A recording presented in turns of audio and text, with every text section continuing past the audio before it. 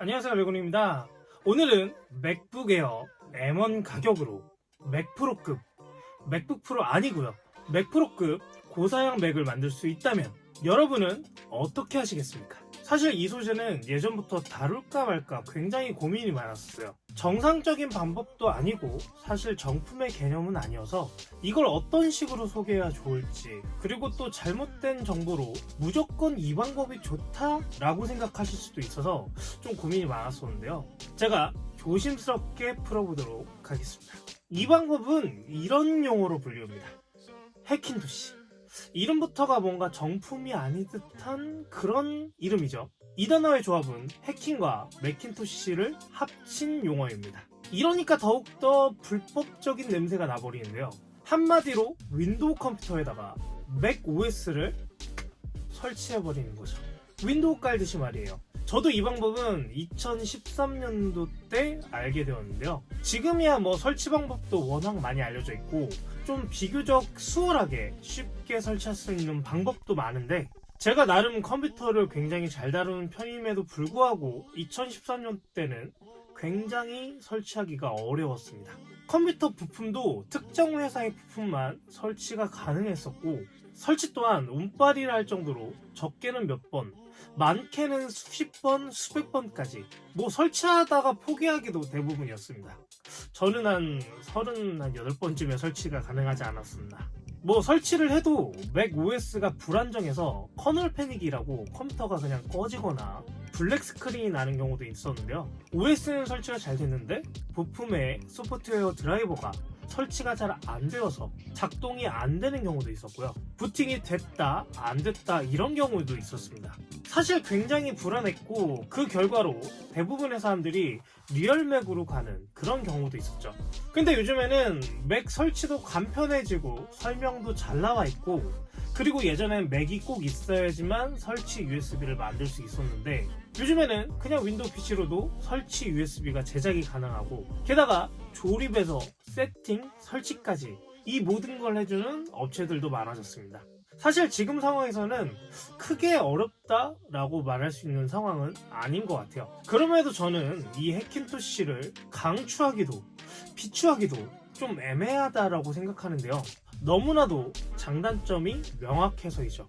장점부터 우선 말씀을 드려보면, 첫 번째로 엄청난 가성비가 있습니다. 지금 영상 제목처럼 맥북 에어 M1 가격이면 아이맥 27인치 고급형 이상의 사양으로 구매를 할 수 있고요. 일반 윈도우에 쓰는 컴퓨터의 부품들로 맥을 만들기 때문에 아무래도 완제품인 맥보다는 훨씬 저렴하게 세팅이 가능하죠.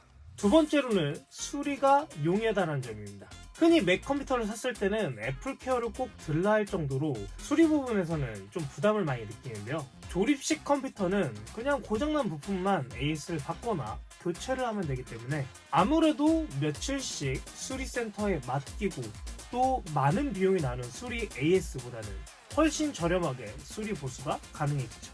그래서 뭐 프로덕션이나 녹음실에서는 해킨토시를 쓰는 경우도 간혹 존재합니다. 세 번째로는 업그레이드가 용이하다. 컴퓨터를 사용하다 보면 시간의 지남에 따라 사양이 딸리는 경우나 사양의 부족함을 느끼는 경우도 있는데요. 맥은 완제품이다 보니까 새로 사야 되죠. 하지만 조립식 컴퓨터로 만든 해킨토시는 내가 원하는 부품만 쉽게 직접 업그레이드가 가능합니다. 네 번째로는 확장 포트가 많다. 제 아이맥에는 확장 포트가 썬더볼트 2개, 그리고 USB 단자가 4개가 있는데요. 일반 조립식 컴퓨터에 쓰는 메인보드에는 최소 6개 이상의 USB 단자가 있습니다. 뭐 좀 비싼 보드에는 최소 8개 이상의 USB가 달리고, 그리고 썬더볼트도 달려있는 제품들도 있죠. 그렇게 해도 USB가 부족한 경우에는 추가적으로 PCI 카드를 사서 포트 추가도 가능하죠. 하지만 이런 엄청난 장점에도 불구하고 극명한 단점이 있는데, 첫 번째로는 불안정성입니다. 아무래도 맥 컴퓨터가 아닌 컴퓨터에 맥 OS를 억지로 설치하는 거다 보니까 이에 따른 지식이 전무하게 되면 설치도 어렵고, 그리고 어느 한 부분이 알 수 없는 문제로 작동하지 않게 된다면 그걸 바로잡기도 좀 쉽지 않은 상황이에요. 아무리 요즘 해킨토시가 안정화가 잘 돼 있고 드라이버가 잘 돼 있다고 해도 리얼맥에 비해선 불안정한 건 사실입니다. 이러한 불안 요소를 안고 작업 컴퓨터를 사용한다는 건 항상 유지 보수에 신경을 써야 한다는 건데요. 여러분들이 컴퓨터에 대한 지식이 낮거나 아니면 OS 설치에 대한 공부를 하기 싫으시다면 설치 업체를 찾아서 설치하는 방법도 있지만 문제가 생길 때마다 수리 업체에 맡기고 수리 비용이 발생하니까 어떻게 보면 애플 AS랑 크게 다를 바가 없어지게 되는 거죠. 물론 수리 가격은 더 저렴하겠죠. 두 번째로 OS 업데이트가 불가능합니다.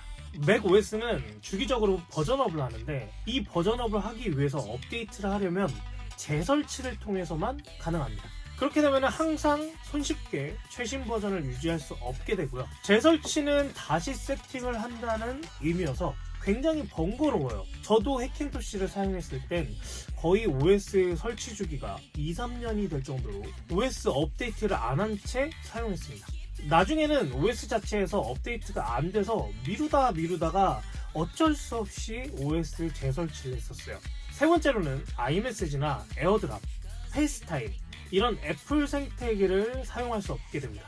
물론 추가적인 웹캠, 블루투스 카드를 통해서 사용도 가능한 경우도 있는데요. 이런 카드들은 국내에서는 판매를 안 하다 보니까 이베이나 해외 직구 사이트를 통해서 구매를 해야 되고 네이티브도 아니다 보니까 자잘한 오류를 발생할 가능성도 있어서 업체가 세팅을 해주지 않는 이상 개인 세팅으로는 아무래도 불안감이 존재하죠. 게다가 애플 생태계는 쉽고 편리하게 사용이 가능하다는 게 장점인데 이 부분이 없게 되면 굉장히 단점으로 다가올 수 있습니다.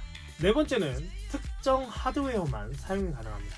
컴퓨터를 모르시면 어렵게 들리시겠지만 요즘은 CPU를 AMD 계열의 CPU도 사용이 가능해요. 근데 얼마 전까지만 해도 인텔 CPU로만 설치가 가능했었고 꼭 이 제품을 써야지만 설치가 잘 된다 할 정도로 지정하는 메인보드도 있고요.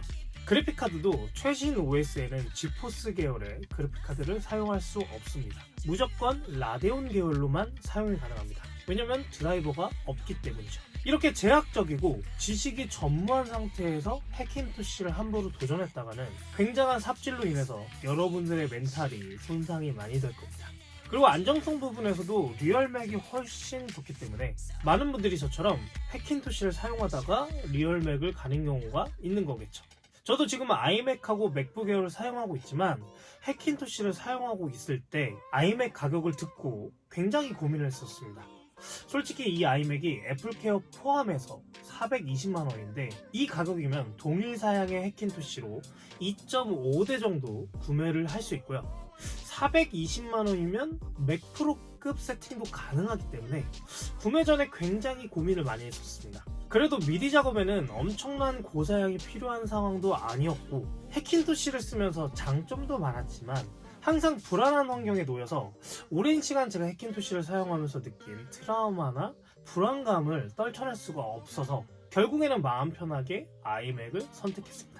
분명 해킹토시는 엄청난 고민을 하게 만드는 메리트가 있는 세팅입니다. 그렇기에 사용자의 성향이나 상황에 따라서 결정하는 게 좋겠죠. 요즘에는 맥미니 M1도 굉장히 고사양인데 가성비 있게 나왔기 때문에 예전과는 좀 다르게 꼭 해킹토시가 가성비가 높다라고 말할 수는 없는 것 같습니다. 여러분은 리얼맥과 해킹토시 어떤 게 더 좋아 보이나요? 그럼 다음 영상에서 뵙겠습니다.